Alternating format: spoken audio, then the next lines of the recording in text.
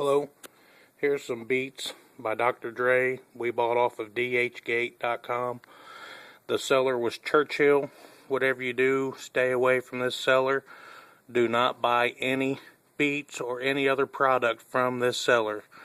They send people here lately. You can see, if you get on there and look at their feedback, their score's been dropping. They send people the items that they did not pay for.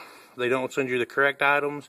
Then it costs more to do the return shipping and get it back to them. Best thing is, do not buy anything from them in the first place.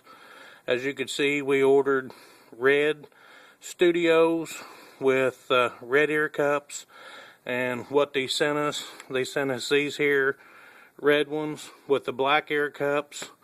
These are not one-to-one originals as it states on the replicas, as it states on the site, because Dr. Dre never made a beat with red frames and black ear cups. So these are not as we purchased. They show pictures of the red ones with the red ear cups on their site. They sent us these as well as coming wrong. A few days after getting them, my son pushed the mute button, which is here over the power switch, and they quit working. So that's the scoop. Do not buy anything from Churchill. Is the name of the seller. Again, it's Churchill, and it's on dhgate.com. Thank you.